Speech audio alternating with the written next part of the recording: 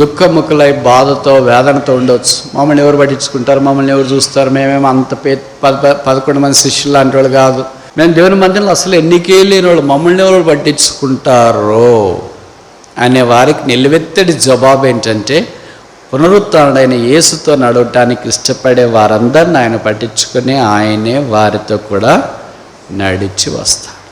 నేను ఎప్పుడు చేయలేనంటానో, నేను ఎప్పుడు బలహీనుడు అంటానో, ఎప్పుడు ఇది నాకు చేత కాదంటానో, ఎప్పుడు ఇది నా వల్ల కాదంటానో, అప్పుడు ప్రభు మీద ఆధారపడినప్పుడు ప్రభు ఊహకందని విధానంలో సహాయం చేస్తాడు.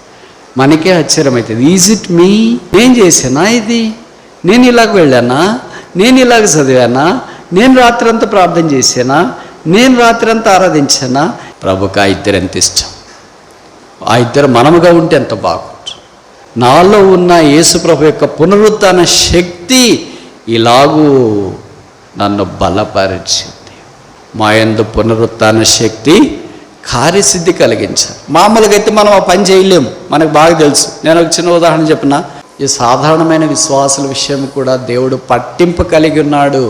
పునరుత్థానం అయిన తర్వాత బహుశా ఇదే భోజన సహవాసం అనుకుంటాం. మొదటిది అది ఆదివారమే సాయంకాలం యెరూషలేము నుండి ఎమ్మై గ్రామానికి ఇద్దరు బహుశా దంపతులు బయలుదేరి ఉండవచ్చు. క్లైపా ఆయన భార్య. ఆమె యోహాను సువార్త 19వ అధ్యాయంలో సిలువ దగ్గర నిల్చున్న స్త్రీలలో ఒకళ్ళుగా మనకు కనిపిస్తున్నారు. క్లైపా భార్య అని చెప్పబడకపోయినా క్లైపా అని చెప్పబడింది. క్లైపా అంటే వెల్త్ ఆఫ్ ద పీపుల్, ప్రజల సంపద అని అర్థం. మంచి దంపతులు.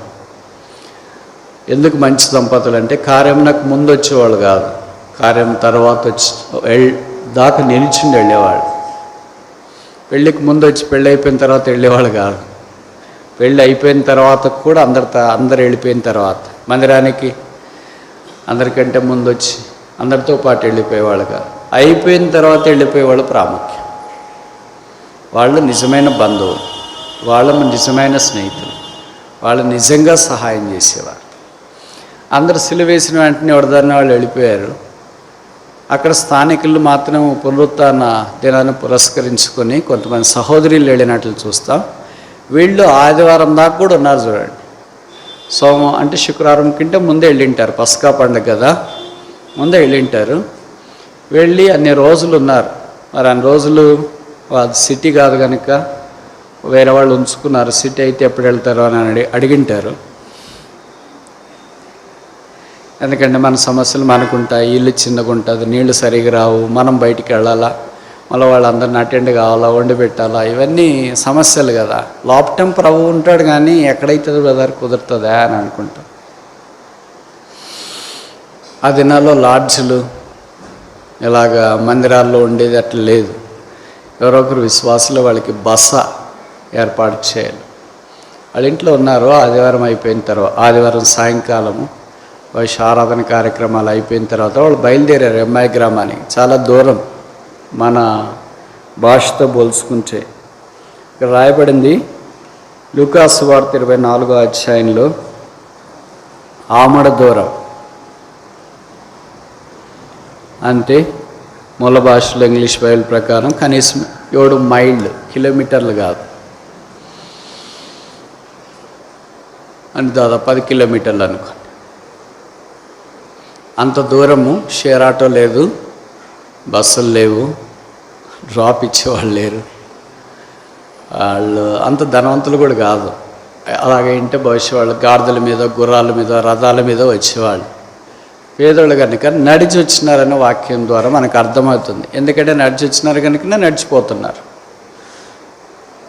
వారితో కూడా యేసు నడిచెను. 24:15 రాసినారు కదా, జీసస్ వాక్డ్ విత్ దెమ్.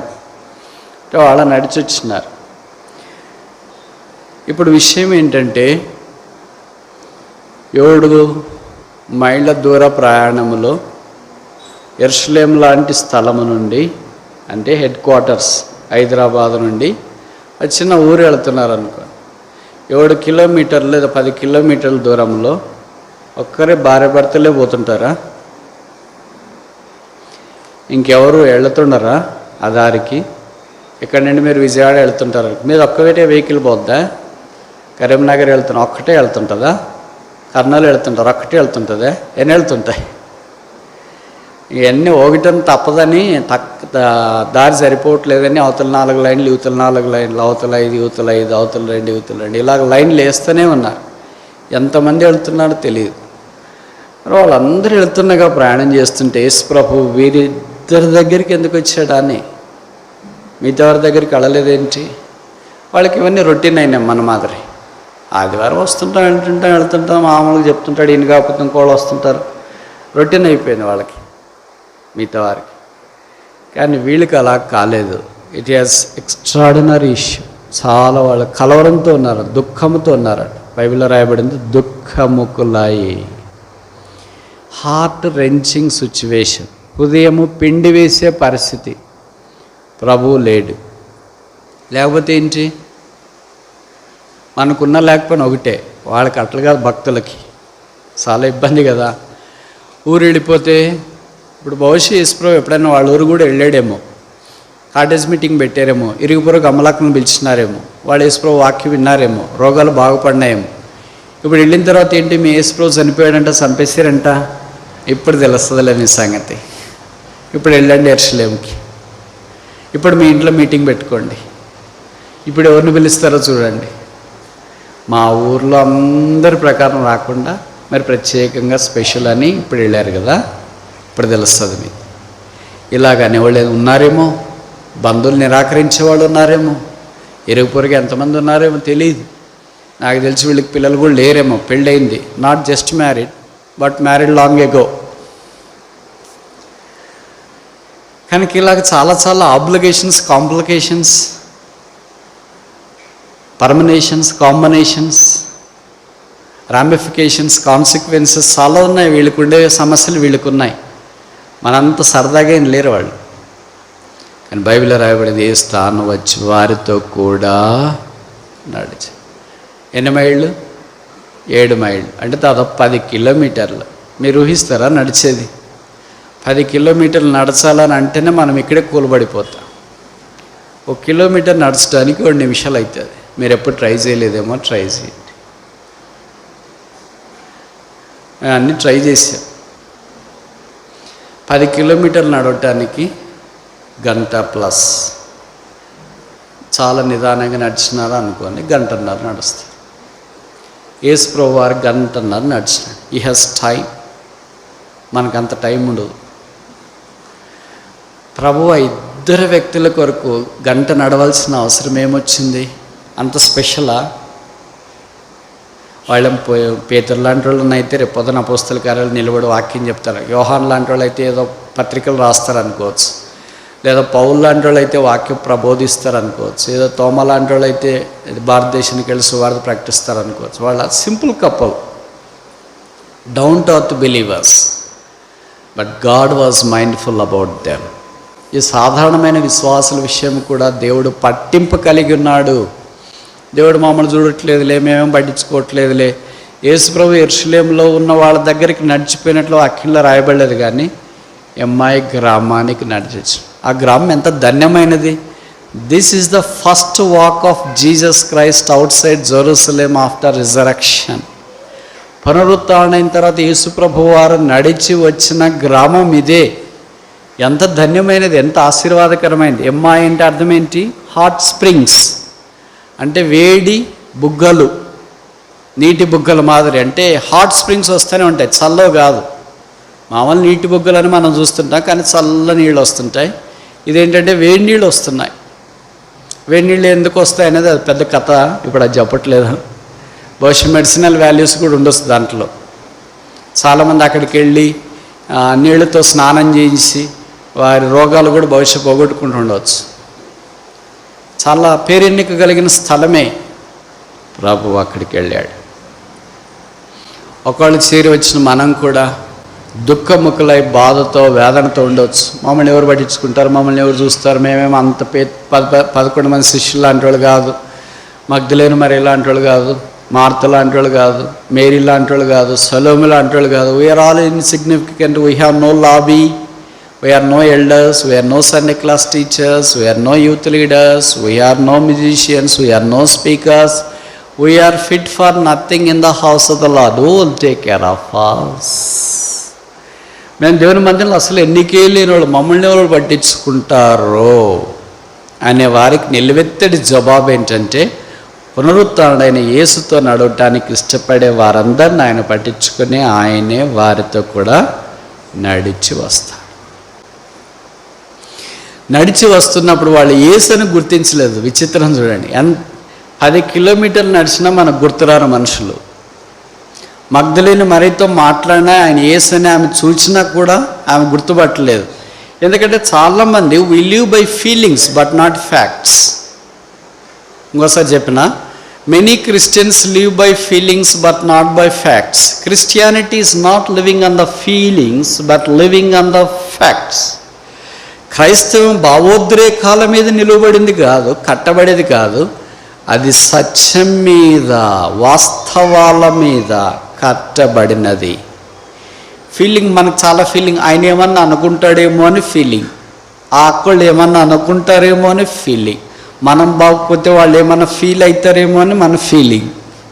ఈ ఫీలింగుల మీదే బతుకుతున్నారు క్రైస్తవులు. So sad, they have left the fact.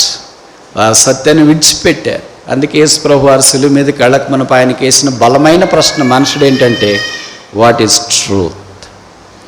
సత్యం అనగా ఏంటి?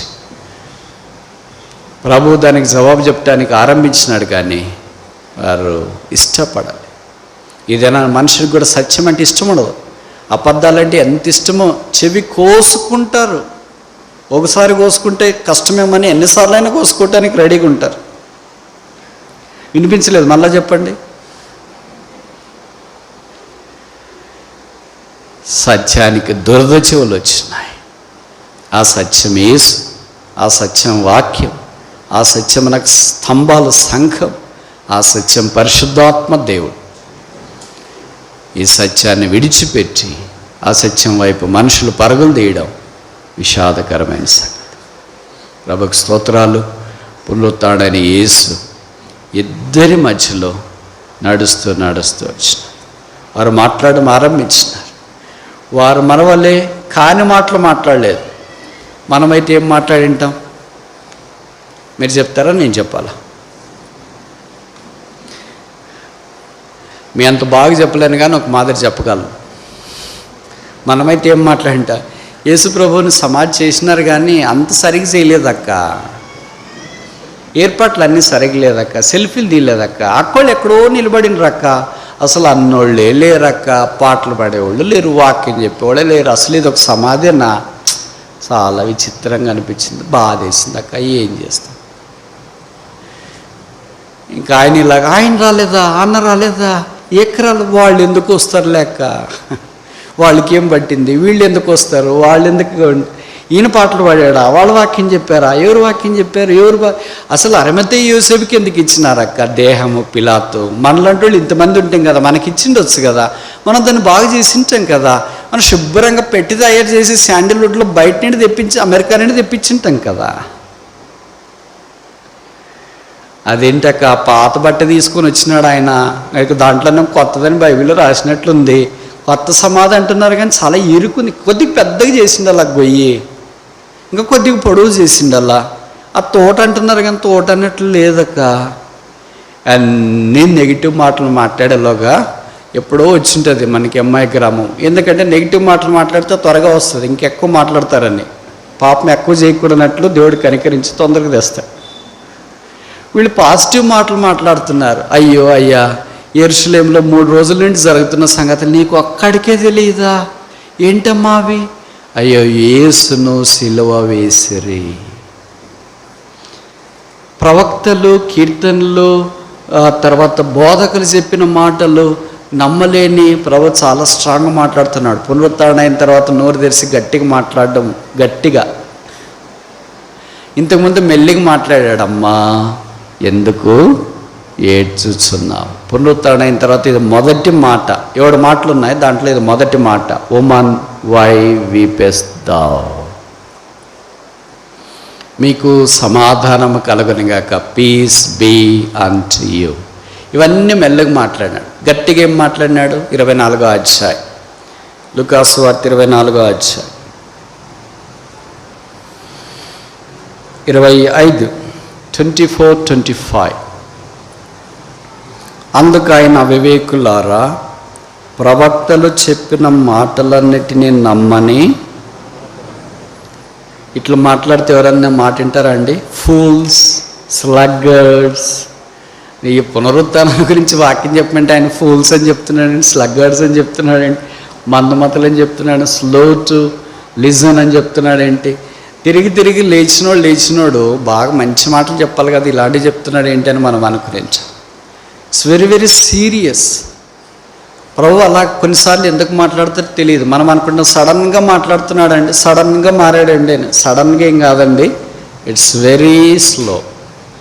అంతసేపు మాట్లాడుతూ వస్తున్నా కూడా వారికి ఆయన తిరిగి లేస్తాడని నమ్మలేకపోయారు. ఎవరు ఆయన తిరిగి లేస్తాడని నమ్మాలో వాళ్ళు నమ్మలేదు. ఎవరు ఆయన తిరిగి లేస్తాడని నమ్మకూడదో వాళ్ళని నమ్మారు. అర్థమైంది నేను చెప్పిన మాట?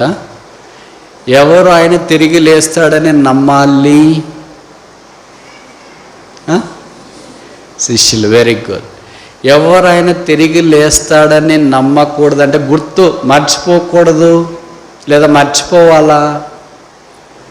నేను చెప్పింది అర్థమైందమ్మా? ఎవరు యేసు ప్రభువారు లేస్తాడనే సంగతి జ్ఞాపకం పెట్టుకోవాలా? శిష్యులు. ఎవరు జ్ఞాపకం పెట్టుకోని అవసరం లేదు? ఎవరు జ్ఞాపకం పెట్టుకోవాల్సిన లేదు? శాస్త్రులు, పరిసయ్యులు, సద్దుకాయలు, యూదులు, సైనికులు, వీళ్ళు జ్ఞాపకం పెట్టుకోవాల్సిన అవసరం లేదు. ఎవరు జ్ఞాపకం పెట్టుకోవాలి యేసు ప్రభు తిరిగి లేస్తాడని? యేసు ప్రభు శిష్యులు, ఆ శిలువ దగ్గర ఉన్న స్త్రీలు, యేసు ప్రభుని ఎరిగిన వాళ్ళు ఆయన 3వ దినాన్ని తిరిగి లేస్తాడని జ్ఞాపకం పెట్టుకోవాలి. కానీ విచిత్రం ఏంటంటే ఎవరు జ్ఞాపకం పెట్టుకోవాలో వాళ్ళు మర్చిపోయారు, ఎవరు మర్చిపోవాలో వాళ్ళు జ్ఞాపకం పెట్టుకున్నారు. లూకాసు వార్త 24, 7వ వచనం. లూకా 24:7. మనుష్య కుమారుడు పాపిష్టులైన మనుషుల చేతికి అప్పగింపబడి సిలువ వేయబడి 3వ దినమందు లేవవలసినదని ఆయన మీతో చెప్పిన మాటను జ్ఞాపకము చేసుకొనుడి. అంటే వీళ్ళు ఏం చేశారు? మరచిపోయారు. ఎవరు మర్చిపోయిండేది? సన్నబనులు కాదు. మొదటి వచనంలో రాయబడింది ఆ స్త్రీలు, ఆ శిష్యులు, ప్రభుతో ఉన్నవారు, ప్రభు శిలువ దగ్గర సమీపంగా ఉన్న స్త్రీలు, ఆ శిలువ దగ్గర నిలబడి ఉన్న యోహాన్, పరిగెత్తిపోయిన కొంతమంది శిష్యులు, వీళ్ళందరూ మర్చిపోయారు. ఎవరు గుర్తుపెట్టుకున్నారు? మత్తయి సువార్త 28వ అధ్యాయం అనుకుంటా, 27 చూడండి.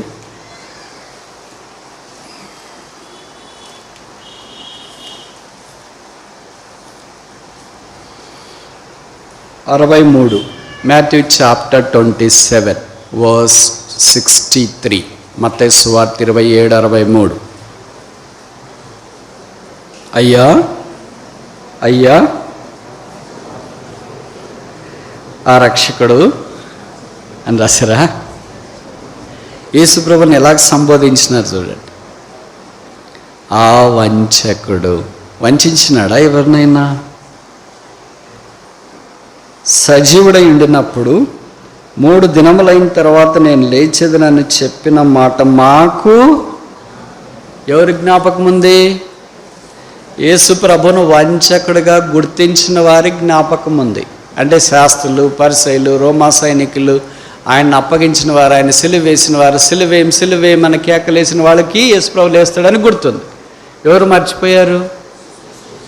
మేము ప్రభువును చూచితిమి, ప్రభువు అని పలికేవాళ్ళు మర్చిపోయారు, వంచకుడు అని పలికేవాళ్ళు గుర్తుపెట్టుకున్నారు.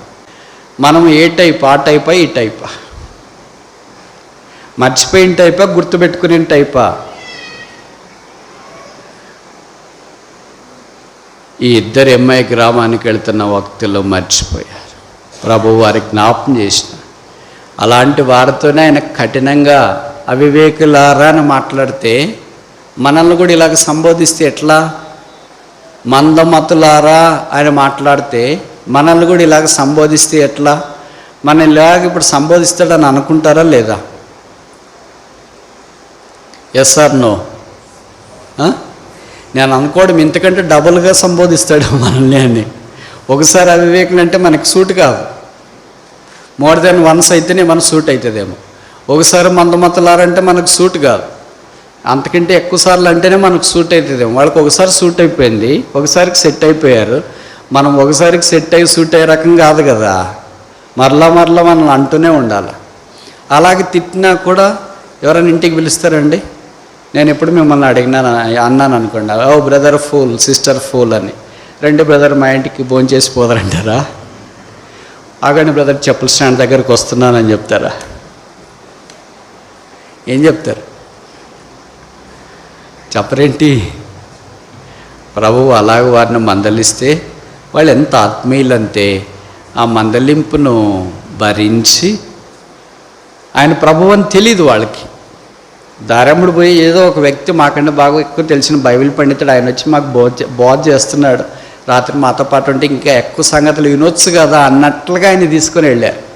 ఆయన ఏసని తెలిసింటే అమ్మా వదిలేసింటారా? యెరూషలేములోనే ఇంకా పెద్ద సీన్ ఒకటి క్రియేట్ చేసింటారు. పేదరికి వాళ్ళకి వీళ్ళకి వాట్సాప్లో మెసేజ్లు పెట్టి, అన్నా ప్లీజ్ కమ్. మగ్ధలేని మరియక్క వాళ్ళు వీళ్ళందరికీ పెట్టేసి యూట్యూబ్లో పెట్టేసి ఇంక ఎవడు అందుకని ఎక్కువ సంగతులు పునరుద్ధరణ మనకు కాదు, సిటీలో వాళ్ళకి కాదు. సాధారణంగా వాళ్ళకి ఉండే మర్యాద ఏంటంటే ఏ వ్యక్తి వచ్చినా ఆ వ్యక్తిని ఇంటికి ఆహ్వానించి భోజనం పెట్టించకుండా ఖాళీ కడుపుతో పంపించరు. ఇప్పుడు మనం అటు చెప్పామనుకో, బ్రదర్ ఆ బ్రదర్ వాళ్ళు వచ్చినారు భోజనం అంటే, వాళ్ళు బయట తింటారు బ్రదర్. ముందే మనం ప్లాన్ చేసి ఉంటాం, వాళ్ళు కూడా ప్లాన్ చేసుకునే వస్తారు.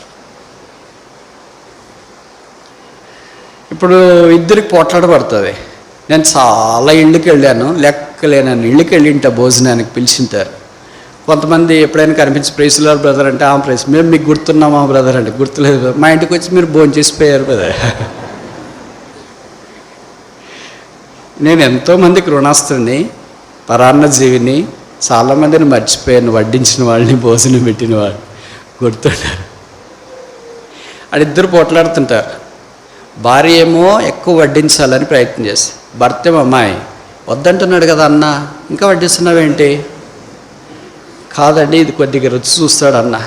వద్దమ్మాయి, ఆయనకి వడ్డిస్తున్నారని బాధో తెలియదు కానీ, ఎక్కువ తింటానని బాధో తెలియదు కానీ, లేదా నన్ను బాగా చూసుకోవాలో బాధో తెలియదు కానీ, ఏం బాధలో తెలియదు.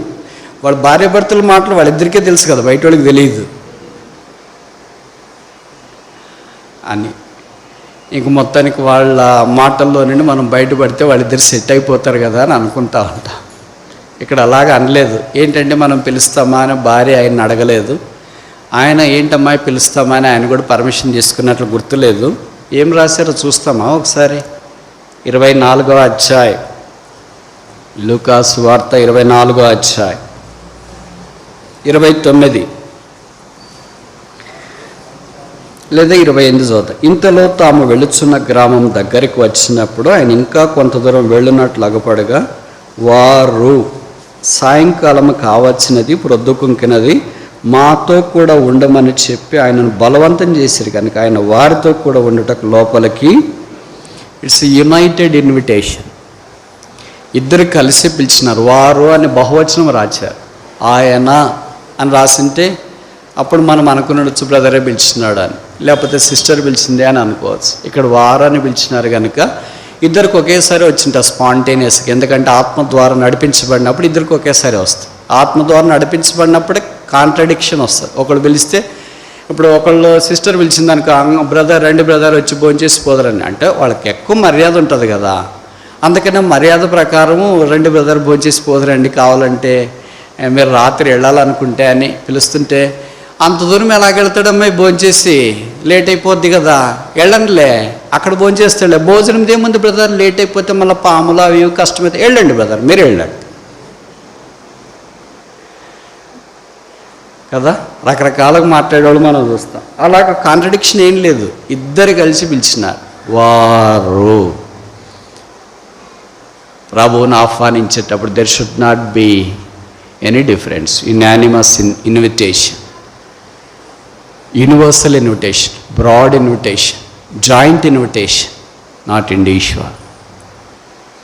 వారు సాయంకాలం అయింది కనుక వచ్చిండమని ఆయన బలవంతం చేసిరి.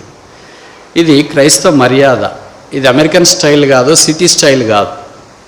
సిటీ స్టైల్ ఏంటి బ్రదర్, భోంచేసి వచ్చారా అని అడుగుతారంట. భోంచేస్తారండి అనరు, ఎందుకంటే మళ్ళీ తింటామేమని వాళ్ళకి భయం. అందుకని భోంచేసి వచ్చారా అని అంటారు. ఇంకా మాలాంటి వాళ్ళు ఏం చెప్తాం, అయిందిలేండి అంటాం, తినొచ్చినామని చెప్పం. అయిందిలేండి అంటే ఏదో ఒకటి తాగేసి వచ్చింటాం, మధ్యకో చెరకు రసమో పుచ్చకాయలో ఏ కాయలో ఒకటి తినేసి వచ్చింటాం కనుక అయిందిలేండి అని చెప్తాం. ఎలాగో మేము భోంచేసినామని చెప్పం కదా, అయిందంటే ఏదో ఒకటి అయింది అని.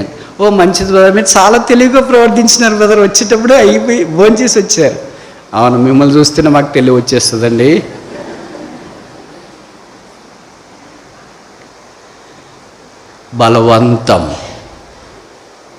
బలవంతం సాధారణంగా చేయం మనం. అంటే ఇక్కడ చేయరు, సిటీలో చేయరు, అమెరికాలో కూడా చేయరు. అమెరికాలో కూడా brother would you like to have lunch, భోంచేస్తారా brother? No brother, I'm done. చేశాను, okay brother, thank you, all right brother, God bless you. Same అదే కల్చర్ వచ్చింది సిటీలో కూడా. బ్రదర్ భోంచేశారు? ఎస్ బ్రదర్, చిన్నాను brother, okay brother, thank you brother. ఇంకేంటి brother విషయాలు? ఏం లేదు, ప్రార్థన చేస్తే పోయేసి వస్తాం. గ్రామాల్లో అలా ఉండదు, బలవంతం. This Asian culture, middle east culture. ఏషియాలో మీరు China, Japan, Malaysia, Singapore, middle east ఎక్కడికన్నా మీరు వెళ్ళండి, ఆతిథ్యము ఇట్లు ప్రవాహం వల్లే కురిసిపోతుంది. ఇన్ని కడుపు తక్కువ వస్తుంది, నోరు తక్కువ వస్తుంది, చేతులు తక్కువ వస్తుంది, భుక్తాయాసం వస్తుంది కూర్చున్న తర్వాత. బ్రదర్ కొద్దిగా లేవు, స్పెల్ బౌండ్ అనమాట. అంతే. మీరు మిడిల్ ఈస్ట్కి వెళ్ళిపోతే ఇంకా అయిపోయాయి. మిడిల్ ఈస్ట్ అంటే దుబాయ్ కానీ ఖతార్, గల్ఫ్, అక్కడికి వెళ్ళిపోతే అబ్బో సో లావిష్ అండ్ రిచ్, ఎంత తింటామో అంతకు డబ్బులు వేస్ట్ చేస్తారు. చైనా కూడా అంతే, వాళ్ళకి తినని జంతువు భూమి మీద ఇప్పుడు దాకా ఏమన్నా లేదు, కొత్త క్రియేషన్ వస్తే తెలియదు.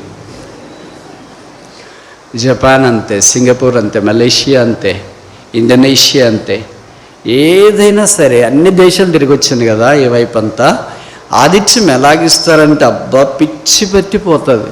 ప్రతి పూట కురికట్టు పడేస్తారు, కూల్ డ్రింక్లు అట్లా పడేస్తారు, నాన్ వెజిటేరియన్ ఇటు పడేస్తారు, అన్నీ అట్లా పెద్ద పెద్ద ఫ్రిడ్జ్లోన బాక్సుల్లోనే పడేసి నువ్వు ఎప్పుడన్నా తినొచ్చు, ఎంతన్నా తినొచ్చు, చాలు అనేవాళ్ళు ఉండరు.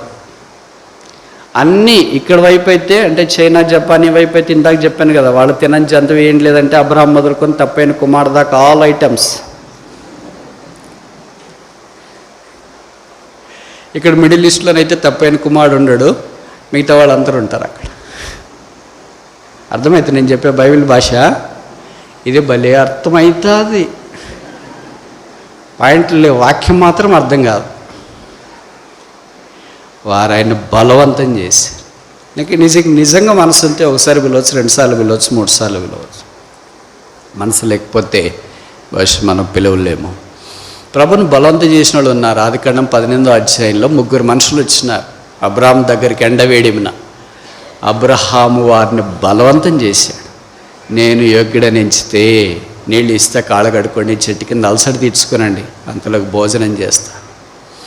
అందుకే లూకాసు వార్త 14వ అధ్యాయంలో కూడా బైబిల్లో రాయబడింది, విందుశాలకు అక్కడి వారిని, ఎక్కడ కంచెల్లో అటు ఇటు ఉన్న వారిని లోపలికి వచ్చడానికి బలవంతం చేయండి, కన్స్ట్రెయిన్ దెమ్. అందరినీ ఇలాగ బలవంతం చేయాలని దీని అర్థం కాదు. ఆత్మీయమైన వాళ్ళు ఎవరో మనకు తెలుస్తారు, దాన్ని బట్టి మనం ఆలోచించాలి. ప్రభుని వారు బలవంతం చేస్తే ఆయన లోపలికి వెళ్ళాడు, భోజనానికి కూర్చున్నారు. మరి భోజనం ఎట్లా తయారు చేశారు? ఎప్పుడు తయారు చేశారు అక్క? ఇంట్లో వాళ్ళ అత్తగారు ఎవరైనా సిద్ధం చేసినారా? వాళ్ళ ఆడపడుచు ఎవరైనా తయారు చేశారా? ఫోన్ చేసి చెప్పారా మేము వస్తున్నామమ్మాయి నువ్వు భోజనం తయారు చేయని? మనమైతే అలాగే చేస్తాం. లేకపోతే జొమాటోకి ఏమన్నా ఆర్డర్ ఇచ్చినారా? బాబా వచ్చిందా? ఎలాగ చేశారు? మరి వాళ్ళ దగ్గర సాధారణంగా రొట్టెలు ఎప్పుడు సిద్ధంగానే ఉంటాయి. రొట్టెలకు అవసరమైన చేపలు ఇలాంటివి కూడా ఎప్పుడు సిద్ధంగానే ఉంటాయి. వాళ్ళతో ఉంటే మనం ఫ్రీజింగ్ ఐటమ్స్ నేర్చుకుని ఉండేది మిడిల్ ఈస్ట్లో నుండే. ఎందుకంటే మనకింటే ఎక్కువ ఎండ వాళ్ళకి, ఐటమ్స్ ఎక్కువ కాలం నిలబడవు. కానీ వాళ్ళు యోసేపు అవే కదా, ఐగుప్తులో ఉన్నప్పుడు 7 సంవత్సరాలు ధాన్యం దాచినాడంటే ఎవరి చేతన్నా అవుతుందా? అంత ఎండలకి 7 సంవత్సరాలు ధాన్యం దాచడం. మనం పోయిన సంవత్సరం బియ్యం ఈ సంవత్సరం దాచుకోలేము. అప్పటికి చీమలు పడతాయి అంటారు, పురుగులు పడతాయి అంటారు, ఇరిగిపోతున్నాయి అంటారు, అన్నం సరిగా రాదంటారు. బట్ 7 years ఈ స్టోర్డ్. అది జ్ఞానం. ఆయన ఫుడ్ టెక్నాలజీ మినిస్టర్గా కూడా వర్క్ చేశాడు. ప్రభువుని పిలిస్తే భోజనానికి ఆయనకే అవకాశం ఇచ్చినారు మొదట. ఎందుకు అలాగ ఇచ్చినారు అని అంటే, సాధారణంగా మిడిల్ ఈస్ట్లో ఏంటంటే ఎవరు గెస్ట్ వస్తే వాళ్ళనే ప్రార్థన చేయమంటాం భోజనం అప్పుడు. అందుకనే వాళ్ళే రొట్టె ఇచ్చి ప్రార్థన చేయమన్నారు. ఇప్పుడు జరిగిన సంగతి చూడండి. 30వ వచనం, లూక్ చాప్టర్ 24 verse 30. ఆయన వారితో కూడా భోజనమునకు కూర్చున్నప్పుడు వారితో కూడా. ఎప్పుడు కలిసి తినాలా. నేను ఎప్పుడు చెప్తుంటా చాలామందికి, కలిసి తినండి అంటే వాళ్ళు బ్రాహ్మణుల మాదిరి సెపరేట్గా ట్రై చేస్తారు. That's not biblical.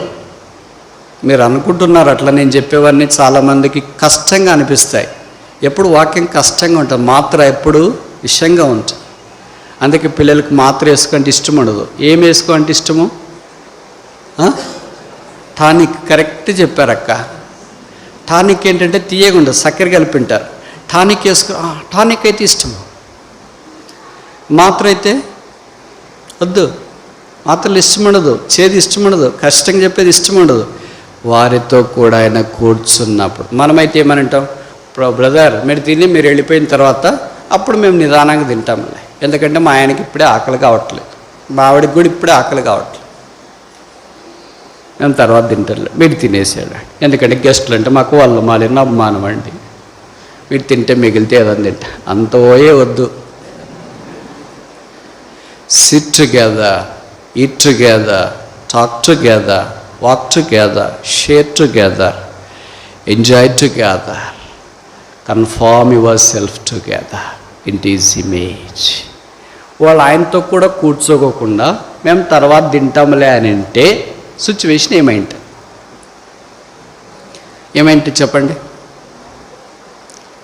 చెప్పరేంటి? Very good. వారి కళ్ళు తెరువబడి ఉండేవి కాదు. They will be blind. అంటే భౌతికంగా బ్లైండ్ అని కాదు, ఆత్మీయముగా అవివేకులుగానే మందమత్తలుగానే అలాగే ఉండింటారు. ఆయన ఏదో ఆయన దాన్ని ఆయన వచ్చినాడు, తినేసి ఉంటాడు, మంచిదక్క praise Lord thank you so much అంటే వీళ్ళు కూడా చెప్పింటారు, బ్రదర్ అప్పప్పుడు ఇట్లా వెళ్ళేటప్పుడు వస్తుండండి మా ఇంటికి అని. మంచిది, మీలాంటి వాడు దొరికితే ఎందుకు రాము అని బహుశా చెప్పేసి ఉంటే వెళ్ళిపోయింటాడు. That's not the purpose. ప్రభు ఆ ఇంటిని వెళ్ళి విజిట్ చేయడం ఉద్దేశం అది కాదు. వారి కళ్ళు తెరవాలి. ఆయనతో పాటు మనం భోజనానికి కూర్చున్నప్పుడు మన కళ్ళు తెరవబడతాయి. ఆయన లేకుండా మనం కూర్చుంటే మన కళ్ళు తెరవబడవు. అందుకే పరమగీతంలో చెప్పబడింది 2వ అధ్యాయం, అతడు నన్ను విందుశాలకు తోడుకొని పోయెను, నా మీద ప్రేమను ధ్వజముగా ఎత్తును. ఆయన మనతో పాటు కూర్చోవాలని కోరుతాడు. చూడండి, తల్లిదండ్రులు పిల్లలతో పాటు కూర్చొని తినాలని ఇష్టం ఉంటుందా? అట్లా ఇష్టం ఉండదా? ఎవరు లేరా ఇక్కడ? తల్లిదండ్రులకు పిల్లలతో పాటు కలిసి భోంచేయాలని ఇష్టం ఉంటుందా ఉండదా? చిన్న పిల్లప్పుడు కాదు. చిన్న పిల్లప్పుడు అంటే ఆ పిల్లలు విసిగిస్తారు కనుక వాళ్ళకి సన్నమామ టీవీ మొబైలు అన్నీ చూయించి 1 గంట సేపు తినిపించాలి ఒక కప్పులో భోజనము, అంతేనా? ఒక స్టేజ్కి వచ్చినారు అనుకో, ఇంటర్మీడియట్ ఆ స్టేజ్కి వచ్చినారు, ఫుల్ బ్యాట్స్మెన్ అయిపోయినారు అనుకో, T20 బ్యాట్స్మెన్. అప్పుడు వాళ్ళతో కలిసి మనం తినాలని ఇష్టపడతాం, వాళ్ళు కూడా మనతో కలిసి తినాలని ఇష్టపడతారు. అది యూజువల్గా ఫ్యామిలీ ఆర్డర్. అలాగ లేకపోతే ప్రయత్నం చేయండి. నువ్వు తినిపోరా మేము తర్వాత తింటామని చెప్పొద్దండి, నువ్వు తినమ్మా మేము తర్వాత తింటామని చెప్పొద్దండి. అందరూ కలిసి అడ్జస్ట్ కండి. ఆకలి కాకపోయినా అడ్జస్ట్ కండి, అప్పుడు ఇష్టం లేకపోయినా అడ్జస్ట్ కండి, ఐటమ్స్ బాగాలేకపోయినా అడ్జస్ట్ కండి. ఇలాగ మీరు చేసి చూడండి, ఆత్మీయమైన ఆశీర్వాదం కుటుంబంలో మీరు పొందుతారు. మీరు చేయకుండా డివైడ్ అండ్ రూల్ పాలసీలో ఉన్నంత దాకా మీ కుటుంబాలు అలాగే ఉంటాయి. భర్త ఒకసారి తినిపోవడం, భార్య ఒకసారి తినిపోవడం, కొడుకు ఒకసారి తినిపోవడం, కూతురు ఒకసారి తినిపోవడం, పని అమ్మాయి ఒకసారి తినడం, ఇలాగ అన్నీ జరుగుతున్నాయి అనుకోండి, అలాగే ఉంటారు మీ బతుకులన్నీ. సిట్ టుగెదర్, ఈట్ టుగెదర్, ఇది బైబిల్లో రాయబడిన మాట, నేను చెప్పేది కాదు. పాత నిబంధనలో కూడా అలాగే ఉంది. వాక్యం చెప్పమంటే ఇది చెప్తున్నారు కదా బ్రదర్ అంటారు, ఇది వాక్యమే. వాక్యం నెరవేర్పు లేని దాన్ని కారణం చేత మనం బేసిక్స్ మర్చిపోయాం. అందుకే మనం ఆశీర్వాదంలోనికి రాలేకపోతున్నాం. మన ప్రార్థనకి జవాబు రావట్లేదు, మన ఆరాధనలో జీవం లేదు, మన బతుకులో జీవజల నది ప్రవహించడం లేదు. No life. చూస్తే జీవం లేదు, ఆరాధన చేస్తే జీవం లేదు, ప్రార్థన చేస్తే జీవం లేదు, సువార్త చెప్తే జీవం లేదు, వేరే వాళ్ళని పలకరిస్తే జీవం లేదు. There is no life, only death reigns. మరణము తాండవం ఆడుతుంది. యేసుప్రభు యొక్క జీవం మనలో సార్థకం కావట్లేదు. నేను చెప్పే మాటలు మీకు అర్థమవుతున్నాయా? వారు కూర్చున్నప్పుడు ఇప్పుడు జరిగిన సంగతి ఏంటి? 24:30 ఒక రొట్టెను పట్టుకొని స్తోత్రము చేసి విరిచి వారికి పంచిపెట్టగా. ఇప్పుడు వారి ప్రదేశంలో ఉంటే మనం ఏం చెప్పింటాము?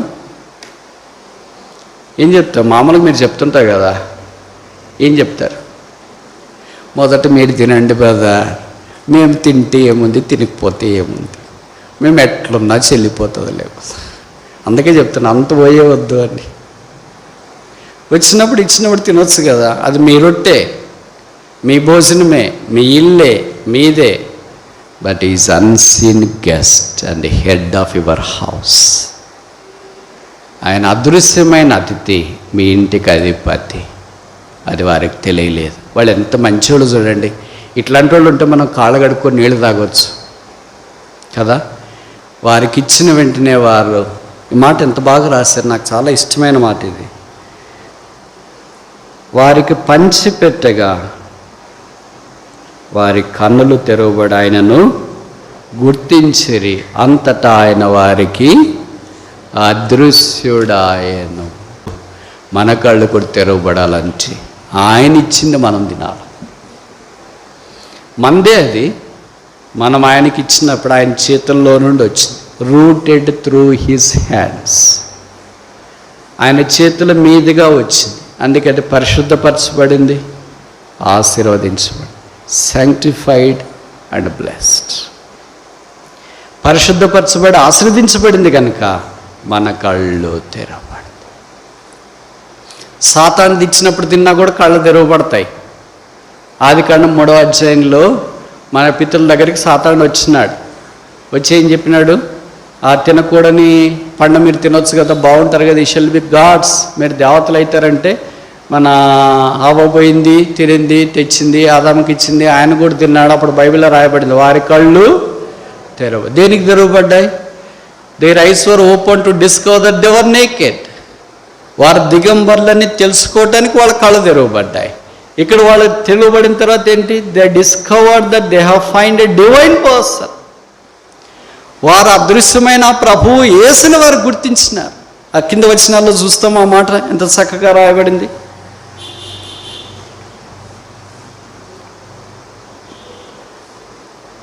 31 వారి కన్నులు తెరువబడి ఆయనను గుర్తుపట్టిరి. అంతటా ఆయన వారికి అదృశ్యుడాయను. అప్పుడు వారు ఆయన త్రోవలో మనతో మాట్లాడచ్చు, లేఖలను మనకు బోధపరుచున్నప్పుడు మన హృదయం మనలో మండుచుండలేదని ఒకంతో ఒకడు చెప్పుకొని. 33 ఆ గడియలోనే వారు లేచి యెరూషలేమునకు తిరిగి వెళ్ళగా 11 శిష్యులు వారితో కూడా ఉన్నవారును కూడి వచ్చి, ప్రభు నిజముగా లేచి సీమోను కనబడునని చెప్పుకొనిచుండిరి. వారు అది విని, అంటే క్లేప ఆయన భార్య, త్రోవలో జరిగిన సంగతులు, ఆయన రొట్టె విరుచుట వలన తమకు ఎలాగ తెలియబడినో అదియు తెలియజేసిరి. నేను ఇప్పుడు ఒక ప్రశ్న అడుగుతాను, మీరు నేరుగా జవాబు చెప్పండి. 10 కిలోమీటర్లు నడిచి యెరూషలేము నుండి ఎమ్మాయికి వచ్చినారు. ఇప్పుడు రొట్టె తిన్నారు. తినిన వెంటనే వారు యేసు అని గుర్తుపట్టారు. ఆయన అదృశ్యుడయ్యాడు. ఇప్పుడు తిరిగి 10 కిలోమీటర్లు నడిచి యెరూషలేముకి రాత్రిపూట భార్యాభర్తలు వస్తారా రారా? ప్రశ్న అర్థమైందా? ప్రశ్నలు అర్థమైతే జవాబులే అర్థం కావట్లేదు. వస్తారా రారా? మనమేంటి ఏం చెప్పింటాం? ఇప్పుడు భర్త అన్నాడు అనుకో, అమ్మాయి తిరిగి వెళదాం, ప్రభుని మనం చూసాం కదా, ఇప్పుడే నడిచి వచ్చిన కాళ్ళని వాసిపోయిన వెళ్ళాలనుకుంటే వెళ్ళిరాపు. ఒకవేళ భార్య చాలా ఇంట్రెస్ట్ చూపించింది, మనం ఇప్పుడు వెళదామంటే నీకు ఇంకా యెరూషలేముని గురించి నువ్వు మర్చిపోవట్లేదే, ఇంకా నీకు మనసు అక్కడే పీకుతుంది. ఇక్కడికి వచ్చిన తర్వాత సంసారము, బాధ్యత, భర్త, పిల్లలు కొద్దిగా ఆలోచించమ్మాయి. జీవితం అంటే ఏందో తెలుసుకోమ్మాయి. దేవుడే కాదమ్మాయి, బైబిలే కాదమ్మాయి, ప్రవక్తలే కాదమ్మాయి, వాక్యమే కాదమ్మాయి, వాక్యోపదేశకులే కాదమ్మాయి, పునరుత్థానమే కాదమ్మాయి, కుటుంబం కూడా కావాలమ్మాయి. భర్తను కూడా చూసుకోమ్మాయి, భార్యను కూడా చూసుకోమ్మాయి, అత్తను కూడా చూసుకోమ్మాయి, మామను కూడా చూసుకోమ్మాయి, ఆడపడుచులను బాగా చూసుకోమ్మాయి. బహుశా ఇంత క్లాస్ పీకింటామేమో మనం. ఎలాగొచ్చిందండి వాళ్ళకి ఐక్యత? మనకోసం చెప్పండి, మీరు నిజంగా చెప్పండి. ఇద్దరు మళ్ళీ మందినికి వెళదామంటే వస్తుందా?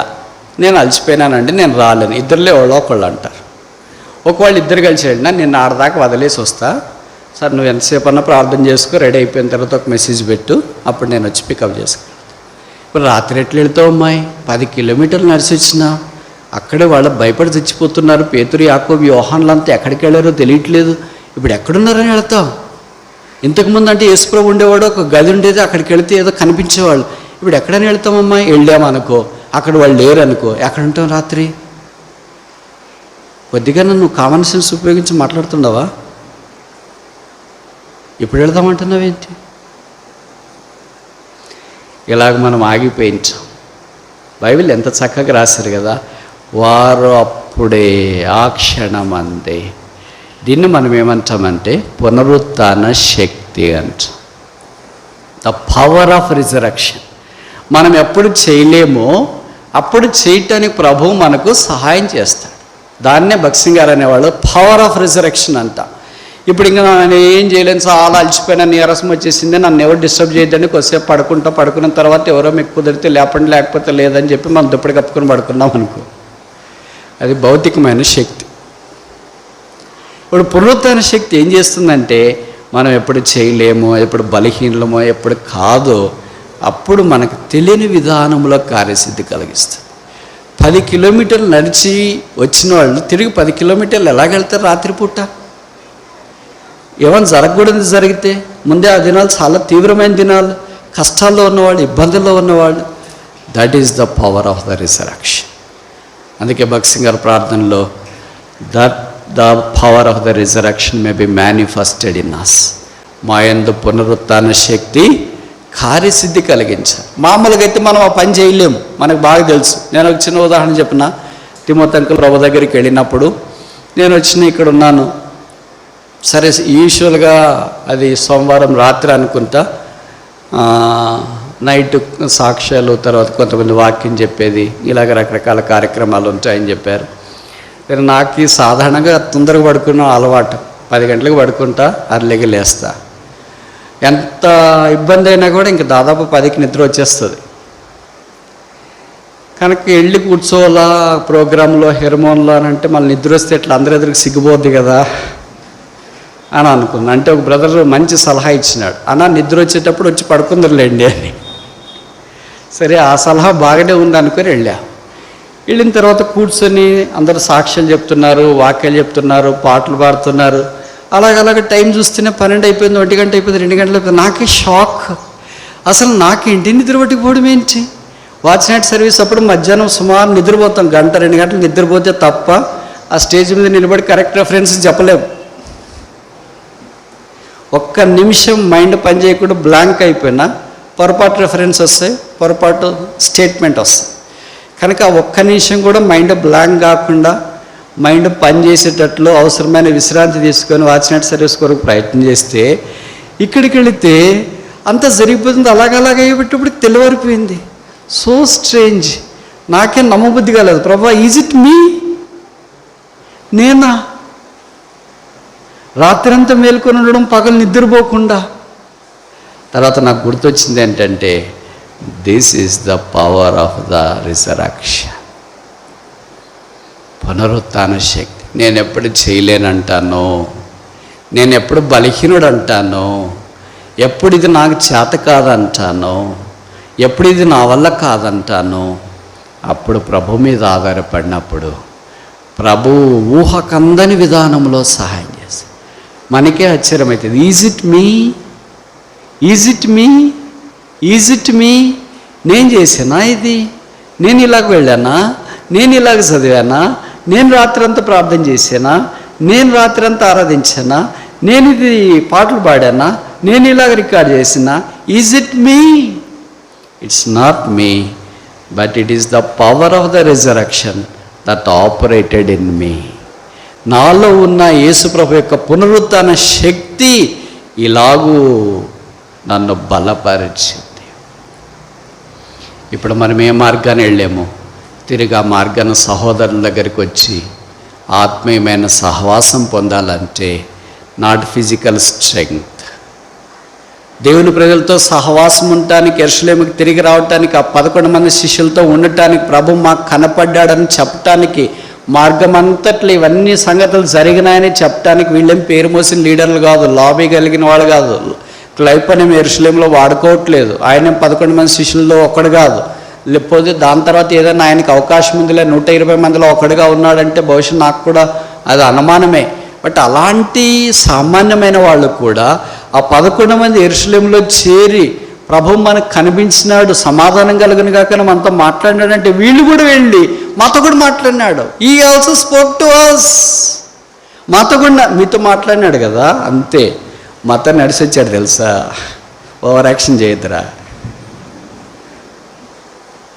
మీతో నడిచి రావడం కాదన్నా, నడిచి వచ్చాడు. ఎక్కడ మీది ఎవరు? మా చాలా దూరం అన్న, 10 కిలోమీటర్లు. 10 కిలోమీటర్ల ఏ ఊరు? ఎమ్మాయి గ్రామం. అక్కడికి మీతో పాటు వచ్చాడా?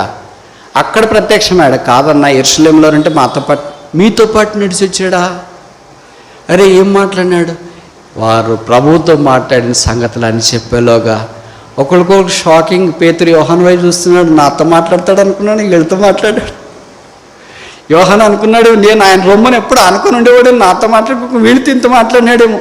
యాకోబు, యోహానులు అలాగ ఒకరికొకరు అంతా చూసుకుంటున్నారు. అప్పుడు వీరు చెప్పిన మాటలు వారు విన్నట్లుగా వాక్యంలో మనం గమనిస్తాం. This is called fellowship. తిరిగి సహవాసంలోనికి రండి. ఎందుకు మానేస్తారు మందిరము? నన్ను బట్టి మానేశారా? సేవకుని బట్టి మానేశారా? సింగర్లను బట్టి మానేశారా? ఎల్డర్స్ని బట్టి మానేశారా? మీకు స్థానం లేదని మానేశారా?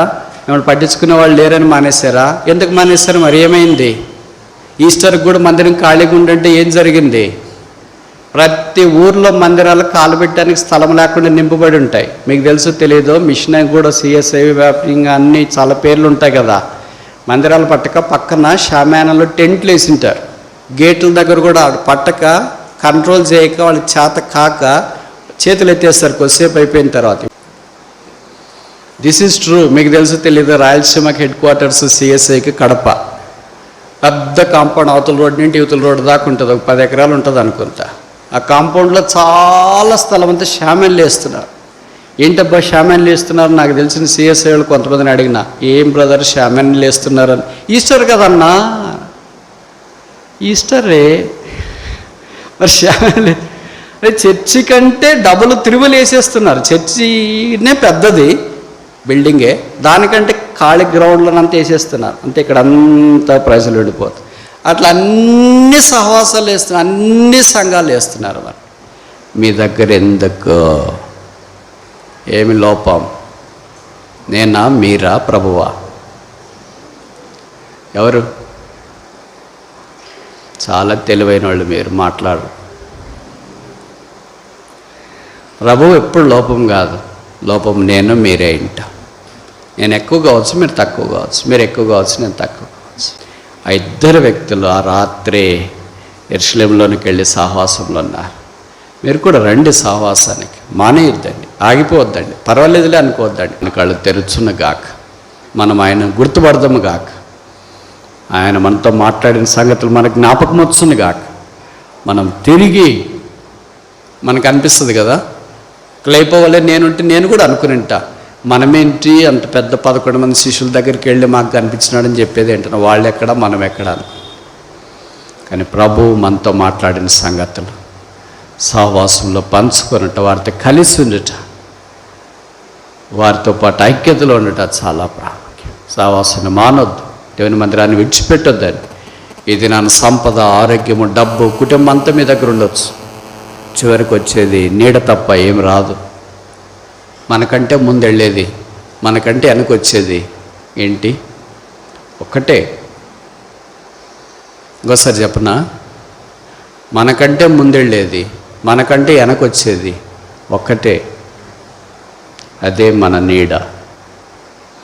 మధ్యాహ్నం దాకా వెనక్కి వస్తే మధ్యాహ్నం తర్వాత ముందుకు వస్తే, లేదా మధ్యాహ్నం దాకా ముందుకు వస్తే మధ్యాహ్నం తర్వాత వెనక్కి వస్తే, వెనక్కైనా ముందుకైనా వచ్చేది అదే. నీ భర్త కానీ, నీ భార్య కానీ, నీ పిల్లలు కానీ, ఇదంతా ఊరికే ఏమంటారు దీన్ని, పాటను మాయలోకము మోసపోకు, యేసునందే రక్ష. ఏదో కొంతకాలం వచ్చిన యాత్రికలము, భార్య భర్తలు, పిల్లలు, అది ఇది అన్నీ జరిగిపోతూ ఉన్నాయి. వదిన నీ లోకాన్ని విడిచిపెట్టాలి. అప్పుడు ప్రభుత్వం మనం ఉండటానికి వెళ్తాం. పునరుత్థానమైన యేసు నేముఖంతో దర్శిస్తాం, ఆయన ఎలాగూ చూస్తాం, ఆయన ఎలాగూ ఆరాధిస్తాం, ఆయన ఎలాగూ దర్శిస్తాం, ఎలాగ ఆయన చేతిలో ఉండే బహుమానాలు పొందుతాం. దేవుని జనమా, సీరియస్ థింగ్స్ సీరియస్గా తీసుకోండి, లైట్ థింగ్స్ లైట్గా తీసుకోండి. విచిత్రం ఏంటంటే లైట్ థింగ్స్ సీరియస్గా తీసుకుంటారు, సీరియస్ థింగ్స్ లైట్ థింగ్స్. యేసు ప్రభు పునరుత్థానం అయిపోయిన తర్వాత ఆదివారం మీరు ఊహిస్తారా ఎంతమందికి బళ్ళు ఇచ్చింటాడు అనుకుంటారు? నేనైతే పని అస్సలు చేయను. ఇద్దరికి ఎవరైనా రొట్టిస్తారండి? ఇస్తారా? ఏ సేవకుడైనా, ఏ ప్రీచర్ అయినా ఇద్దరికి యేసు ప్రభు రొట్టె ఇచ్చిన. పునరుత్థానం the very first Sunday on which he was resurrected, he was with part and parcel of the two people. ఇద్దరు వ్యక్తులతోనే ప్రభు కలిసి పాలలో వారితో పాలు పొందడానికి పూనుకున్నట్లు మనకు అర్థమవుతుంది. ప్రభుకి ఆ ఇద్దరు ఎంత ఇష్టం, ఆ ఇద్దరు మనముగా ఉంటే ఎంత బాగుంటుంది. మన జీవితాలు కూడా ప్రభు అలాగే చేయాలని కోరుతున్నాం. ప్రార్థన.